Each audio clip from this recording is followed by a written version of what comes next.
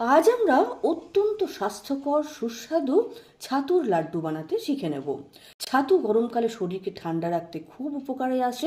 আর এটা আমরা বানাবো কোনো রকম চিনি বা কোনো রকম গ্যাস ব্যবহার না করে।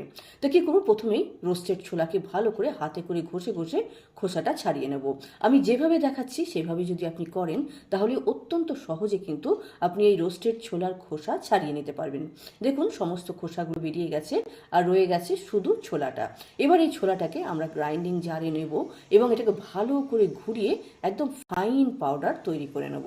এটার মধ্যে যাতে কোনো রকম ঢেলা না থাকে তার জন্য আমরা একটু ছেঁকে নেব। ছেঁকে নিলে সুন্দর একদম মিহি পাউডারটা এসে যাবে এবং এটা তৈরি হয়ে যাবে একবারে হোমমেড পিওর ছাতু। অত্যন্ত সহজে কিন্তু আপনি ছাতু বাড়িতে এইভাবে বানিয়ে নিতে পারেন। এবার লাড্ডু তৈরির জন্য আমরা মিষ্টি এখানে নেব। তো চিনি ব্যবহার না করে আমি এখানে মিষ্টি ব্যবহার করেছি, যেটা গরমে আমাদের শরীরকে ঠান্ডা রাখতে খুব সাহায্য করবে। তো 2 চামচের মিশ্রিকে আমি এইভাবে থেঁতো করে গ্রাইন্ডিং জারে দিলাম, তার সঙ্গে কিছুটা কাজু নিয়ে নিলাম। এবার এটা আমরা পাউডার তৈরি করে নেবো এবং এটাকেও ছেঁকে এই ছাতুর মধ্যে নিয়ে নেব। এই ছাতুর লাড্ডুতে কাজুর টেস্টটা কিন্তু খুব ভালো আসে।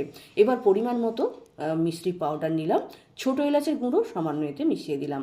এবার সমস্ত কিছু খুব ভালো করে মিক্স করে নিতে হবে। সমস্ত কিছু যখন খুব ভালো করে মিক্স হয়ে যাবে তখন এটাকে বাইন্ড করার জন্য আমরা এখানে ঘি ব্যবহার করব। তবে ঘিটা একসঙ্গে দেব না, অল্প অল্প করে ঘি দেব আর এইভাবে মাখাতে থাকবো। এইভাবে যখন মুঠো বাঁধার মতো পরিস্থিতি আসবে তখন জানবেন লাড্ডু বানানোর জন্য মিক্সচার একদম রেডি হয়ে গেছে। এবার হাতে করে পরিমাণ মতো এই মিক্সচার নিয়ে এইভাবে গোল গোল করে তৈরি করলেই অসাধারণ সুস্বাদু এবং স্বাস্থ্যকর ছাতুর লাড্ডু তৈরি হয়ে যাবে। আর এর সাইজটা আপনি আপনার ইচ্ছা মতো ছোটো বা বড় রাখতে পারেন। আমি এখানে লাড্ডুর সাইজটা একটু বড়ই রেখেছি। যাই হোক, ভিডিওটি কেমন লেগেছে অবশ্যই লিখে জানাবেন। ভালো লাগলে লাইক শেয়ার করবেন আর এরকম ছোট ছোট সুন্দর ভিডিও আরও পেতে চ্যানেলটিকে সাবস্ক্রাইব করে বেল বোতামটা প্রেস করে নেবেন। আর অবশ্যই একবার এটা বানিয়ে খেয়ে দেখবেন, অত্যন্ত ভালো হয়। বাচ্চা বড় সকলের জন্য খুব স্বাস্থ্যকর এবং সকলেরই খুব পছন্দের খাবার। আজ এতটাই, নমস্কার।